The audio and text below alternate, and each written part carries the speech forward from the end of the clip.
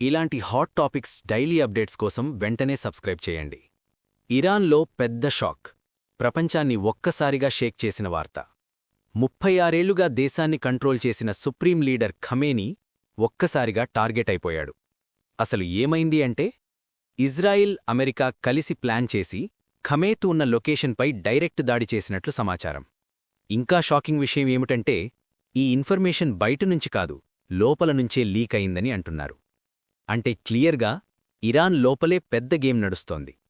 ఒకప్పుడు ప్రెసిడెంట్గా మొదలై తర్వాత సుప్రీం లీడర్గా మారి దేశంలో ప్రతి నిర్ణయం తనే తీసుకునే స్థాయికి వెళ్లిన వ్యక్తి ఖమేనీ. జడ్జెస్ నుంచి జనరల్స్ వరకు ఎవరు ఉండాలి అనేది కూడా ఆయనే ఫిక్స్ చేసేవాడు. ఇప్పుడు అలాంటి లీడర్ ఒక్కసారిగా లేకపోతే ఇరాన్లో పరిస్థితి ఎలా ఉంటుంది అనేది పెద్ద ప్రశ్న. మరో విషయం, ఇరాన్ చుట్టూ ఉన్న చాలా దేశాలు బయటికి చెప్పకపోయినా లోపల మాత్రం హ్యాపీగా ఉన్నాయనే టాక్. ఎందుకంటే షియా సున్నీ టెన్షన్ చాలా ఏళ్లుగా ఉంది. ఇంకా అమెరికా ఎందుకీ స్టెప్ తీసుకుంది అంటే ఇరాన్ అణుబాంబు ప్రోగ్రాం, అదే మెయిన్ రీజన్ అంటున్నారు. ఇజ్రాయెల్ మీద దాడి చేసే అవకాశాన్ని ముందే ఆపాలని ప్లాన్.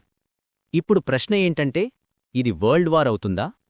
ప్రస్తుత పరిస్థితి చూస్తే అంత పెద్ద యుద్ధం వచ్చే ఛాన్స్ తక్కువే.